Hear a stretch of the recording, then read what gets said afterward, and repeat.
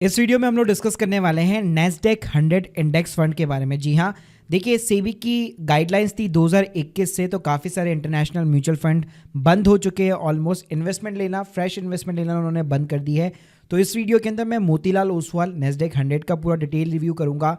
क्या उसके अंदर ट्रैकिंग एरर से रिटर्न्स का कंपैरिजन भी करेंगे, क्या कोई अल्टरनेटिव वे है इन्वेस्ट करने का यूएस के ईटीएफ के अंदर, तो उसके बारे में भी सारी जानकारी डिटेल के अंदर मिलने वाली है इस वीडियो के अंदर। तो प्लीज़ पूरा वीडियो यहाँ पे जरूर देखिएगा। पहले देखो, अगर मैं सेबी की गाइडलाइंस की बात करूँ तो यहाँ पे सेबी ने 2021 के अंदर यहाँ पे एक सर्कुलर निकाला था, जिसके अकॉर्डिंग यहाँ पे जो भी म्यूचुअल फंड हाउसेस हैं वो अगर ओवरसीज फंड के अंदर यहाँ पे इन्वेस्ट करते हैं तो इंडस्ट्री की ओवर लिमिट थी $7 बिलियन और पर म्यूचुअल फंड के हिसाब से लिमिट थी $1 बिलियन।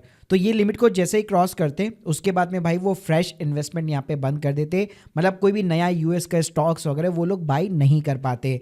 और रिसेंटली सेबी ने इसके अंदर रिलैक्शन भी दिया है कि अगर मान लीजिए कोई म्यूचुअल फंड है और वो 25% यहाँ पे इंडियन इक्विटी के अंदर निवेश करता है तो बाकी का अपना जो एक्सपोजर है वो ओवरसीज सिक्योरिटी के अंदर इन्वेस्ट कर सकता है। तो अभी ये रिसेंटली यहाँ पे अपडेट आया है, लेकिन जो पुराना यहाँ पे रेगुलेशन था उसके अकॉर्डिंग भाई जितने भी म्यूचुअल फंड यहाँ पे काम कर रहे थे ऑलमोस्ट सारी स्कीम जो है ओवरसीज फंड वाली यहाँ पे अभी तक जो है बंद हो चुकी है। जैसे एग्जांपल के लिए मैं एक सबसे पॉपुलर फंड आईसीआईसीआई के प्रूडेंशियल का नैस्डैक इंडेक्स फंड की बात करूं, जो कि एक लौता इंडेक्स फंड था इंडिया के अंदर जो प्योरली यूएस के सारे जितने भी नैस्डैक 100 कंपनीज थी उन सभी के अंदर निवेश करता था। तो हाल फिलहाल भाई वो बंद हो चुका है। उसके अंदर ना तो कोई आप नई एसआईपी कर सकते हो, ना कोई लमसम नया इन्वेस्टमेंट कर सकते हो। यहाँ पे बस जिनकी एसआईपी पहले से चल रही थी उनकी यहाँ पे कंटिन्यू है और वो अपना पैसा वगैरह यहाँ पे कभी भी विड्रॉल कर सकते।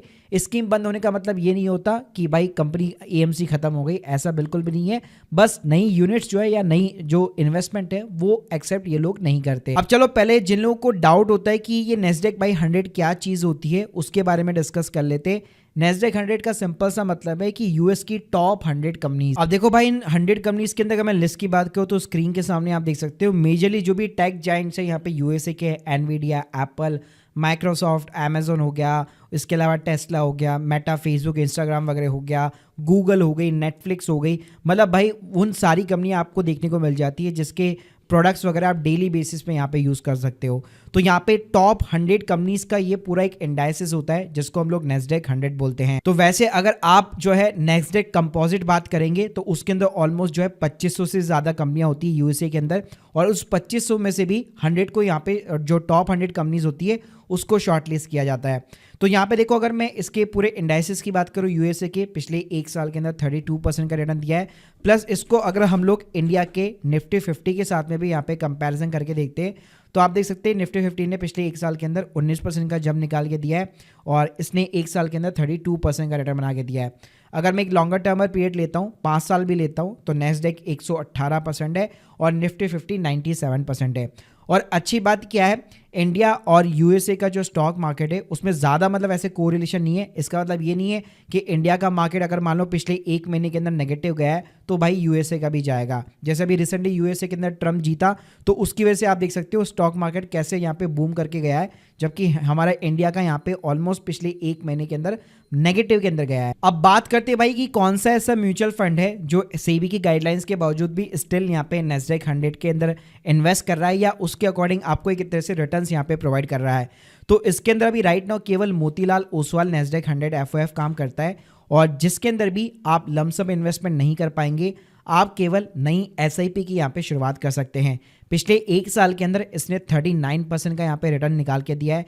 पिछले 5 साल की भी बात कहूँ तो ऑलमोस्ट 24% का कैगर रेट यहाँ पे निकल करके आता है। अब देखिए मोतीलाल ओसवाल का ये नैस्डैक एफओएफ जो है वो स्टिल रनिंग में इसलिए है क्योंकि ये जो फंड है बेसिकली एफओएफ वो अल्टीमेटली इंडिया के अंदर हमारा ईटीएफ चलता है MON 100 करके, उसके अंदर बेसिकली ये इन्वेस्ट करता है।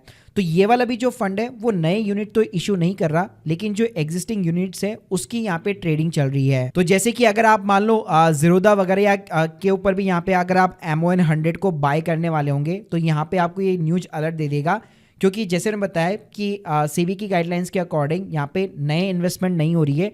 तो इस ईटीएफ के अंदर भी क्या होगा, नई जो यूनिट्स होगी वो इशू नहीं होती है।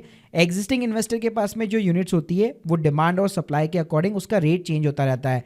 तो इसकी वजह से इसके अंदर आपको ज़्यादा थोड़ा सा ट्रैकिंग एरर ज़रूर देखने को मिल सकता है।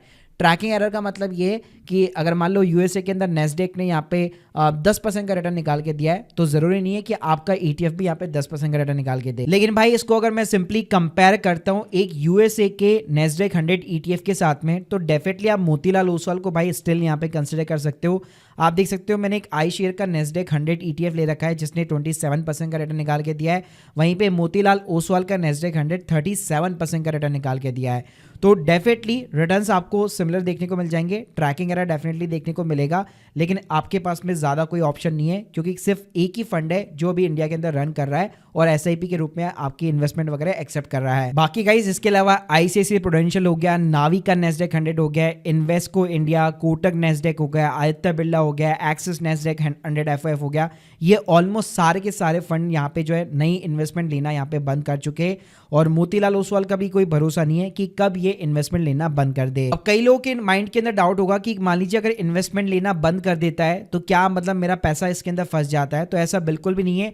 स्क्रीन के सामने आप देख सकते हो नावी का नेस्डेक 100 FOF, तो इसके अंदर भी राइट नाउ इन्वेस्टमेंट इन्होंने बंद कर दी है, जिसकी वजह से मेरी लास्ट SIP 5 मार्च को गई थी और अभी जितनी भी SIP है वो सारी ऑटोमेटिकली यहाँ पे स्किप हो जाती है। एडिशनल मैं इन्वेस्टमेंट नहीं कर सकता, लेकिन अगर मैं अपनी यूनिट्स को रिडीम करना चाहूँ तो मैं यहाँ पे डेफिनेटली कर सकता हूँ। अब बात करते हैं कि अल्टरनेटिव वे क्या है इन्वेस्ट करने का। अगर आप म्यूचुअल फंड रूट के थ्रू नहीं जाना चाहते तो इसके लिए आप USA में भाई इन्वेस्टमेंट अकाउंट ओपन कर सकते हैं वेस्टेड या IND मनी जैसी ऐप्स के साथ में, और मैं आपको एक लिंक डिस्क्रिप्शन बॉक्स में दे दूंगा जहां से आपको $10 का एडिशनल बोनस भी देखने को मिल जाएगा। जैसे आप स्क्रीन के सामने देख सकते हैं USA के अंदर QQQ करके एक ETF चलता है, ये भी प्रॉपर नेस्डेक 100 इंडेक्स को यहाँ पे जो है ट्रैक करता है और इसके अंदर इस ETF के अंदर प्रॉपर आप SIP कर सकते हैं और मैं पर्सनली भी इसके अंदर करता हूँ। आप मेरा ऑलरेडी रिटर्न देख सकते हैं, ऑलमोस्ट 50% का मेरे को एब्सोल्यूट यहाँ पे रिटर्न मिल चुका है। और इसके ऊपर अगर आप A to Z सारी चीजें सीखना चाहते हैं, मैंने प्रॉपर एक प्लेलिस्ट बनाई हुई है जिसकी लिंक आपको डिस्क्रिप्शन बॉक्स के अंदर प्रोवाइड कर दूंगा। और इसके अलावा भाई यहाँ पे डायरेक्टली US के अंदर इन्वेस्ट करने का एक और एडवांटेज होता है सीधा ETF के अंदर। अभी रिसेंटली बजट के अंदर जो टैक्स के नियम चेंज हुआ है तो यहाँ पे भी आपका 12.5% का टैक्स रेट एप्लीकेबल हो चुका है, तो उसके अकॉर्डिंग भी अगर आप म्यूचुअल फंड से भी कंपैरिजन करते हैं तो यहाँ पे आपको ज़्यादा थोड़े से बेटर बेनिफिट्स देखने को मिल सकते हैं, क्योंकि इसके अंदर आपका वैसे तो रिटर्न आपको मिलेगा ही मिलेगा, लेकिन रुपये और डॉलर में भी जब एप्रिशिएशन होगा तो उसका भी रिटर्न आपको देखने को यहाँ पे मिलता है। तो guys hope you like this video, please subscribe channel. अगर आप लोग के कोई भी डाउट्स है कमेंट बॉक्स के अंदर जरूर बताइए, और अगर आप लोग चाहते हैं कि मैं US इन्वेस्टमेंट से रिलेटेड और यहाँ पे म्यूचुअल फंड्स को कवर करूँ तो प्लीज उसके बारे में मुझे कमेंट बॉक्स में जरूर बताइए। Thank you guys, thank you very much.